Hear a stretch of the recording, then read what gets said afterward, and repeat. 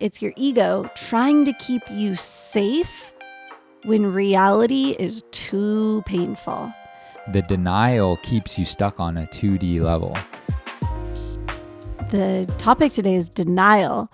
And as you were talking about it in my head, I just heard the voice go like, you can't handle the truth, because that is denial. Yeah.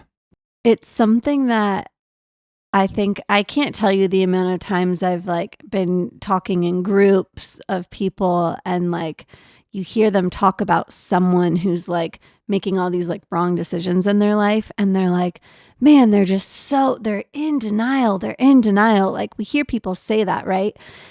But it's not something a lot of us go, I'm in denial. We think everyone else is in denial, and it's very easy to see when they are, but it's very tricky for us to see it in ourselves.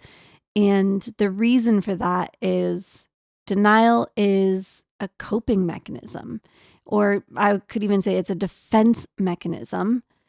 It's your ego trying to keep you safe when reality is too painful. So you're telling yourself nope, that's not true. That's not the reality. Because if you were to admit to reality, you actually couldn't handle it. And I think an easy way to explain that, if I'm going to give a personal example, which always sucks to give, but here we are, that's kind of the point of this whole podcast, is when I hurt you, I have this core belief that I don't hurt people I love. I just believe wrongfully, I believe well, I love the people I love, so I couldn't possibly hurt them. And that belief, which is wrong because you can love someone and hurt them, not intentionally, but my belief that I'm not capable of hurting people I love keeps me in denial when I hurt people I love. So when I hurt you and you tell me hey, that hurt my feelings, my response, and I've done a lot of work on this, right? Yeah. Yeah. Thank you. So yeah, you have. I've done a lot of work on this, but a lot of work. Yeah. My response used to be, if I hurt you, gosh, you're so sensitive. It's not that big of a deal. I would just downplay it, tell you it's not that bad. You're being too sensitive, and try to make it seem like what I did wasn't wrong, because my ego could not stand that I actually hurt someone I loved and that I was wrong. My ego wants to believe that I'm right. And that's where denial can be such a trap and keep us so stuck and negatively impacting the people we love. And it can keep us massively negatively impacting ourselves, because there's a lot of scenarios where we're in denial about our life situation and we keep making wrong decisions. So that's kind of in a nutshell what denial is. I'm sitting here saying I'm often the one who's in denial, and you're sitting here and you're the one saying I'm the one trying to shatter your denial. And because this is what so many couples, what a lot of conflicts are about. When you're fighting with your partner because you have different perspectives, it can be because one of the partners is in denial and the other one's trying to shatter their house, right? So I want to hinge here, because who's right and who's wrong? And this is where I'm of the belief there's a meeting in the middle here. Well, there has to be, in order to come back to connect, because otherwise you're on two ends of the spectrum and there is no connection. I think relationships are built on emotional connection and moving towards each other to reach that point where two hands touch. And when we're stubborn and I'm hard in the truth and you're hard in denial, I'll see you when I see you. There's no coming back until we both move towards each other. So here's where I see it is, this is kind of an interesting take, but when we say it's like us coming towards each other, this is how I see it playing out. The person who's trying to shatter the glass house, get the person out of denial, get them into reality, if you go about it by banging them over the head, they're going to get more defensive. In order to get someone out of denial, they have to feel safe. And we feel safe when people are doing it lovingly, gently. So it looks like asking questions like, why do you believe that? How did you see this going down? I'm really curious about that perspective. Tell me more. When you can make them feel not on guard, not defensive, but like you're just trying to learn about them, and you ask them questions, they can start opening up to be able to draw out like a different perspective and get them closer to reality. So it's challenging because it's my job as the one who's in denial to get curious about what I believe and curious about why I see things the way that I see them, and to remain open that my reality isn't the reality.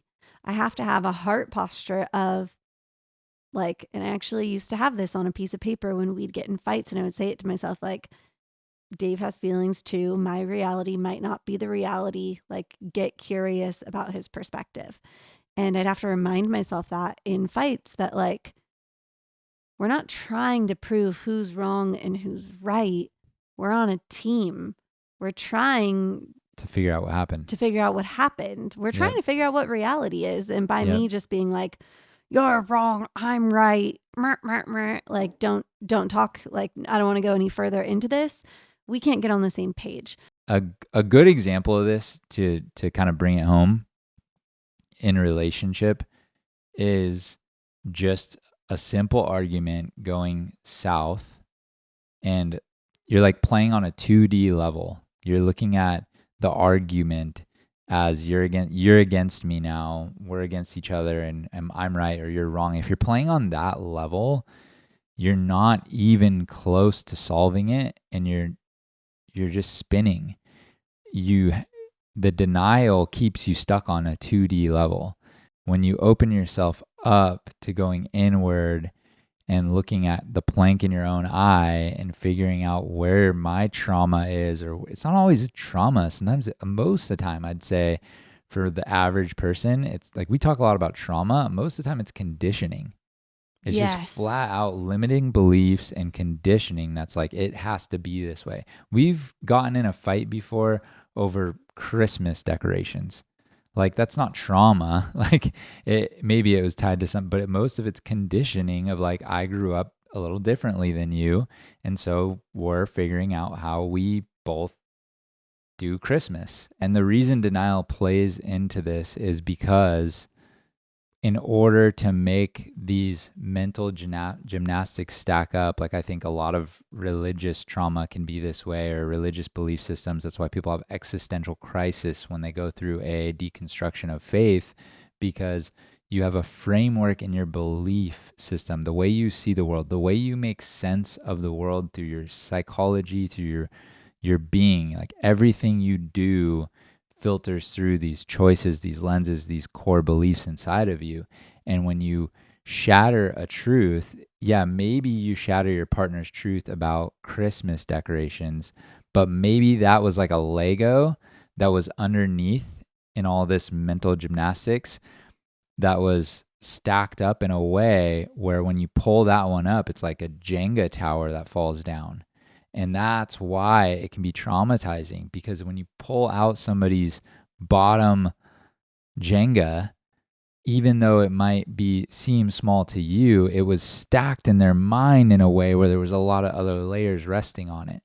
And so it shatters their confidence. It shatters their ego. It shatters their reason they get up in the morning and go to work, or why they bought the car they bought, or like, we make these decisions based off core values and belief systems. So all I'm saying too is like denial is terrible because you're denying other people's reality and you're costing yourself. It's keeping you stuck when you stay in denial because you're making decisions off these core beliefs that are kind of misaligned and misvalued.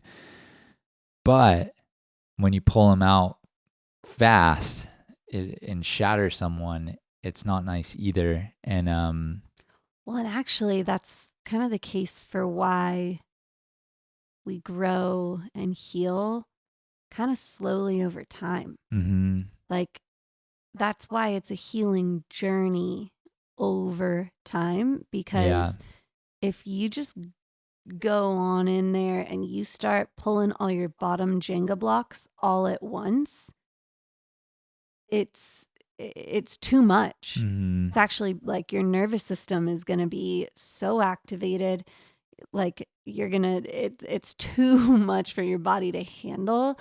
You have to like slowly, like a onion, go layer by layer.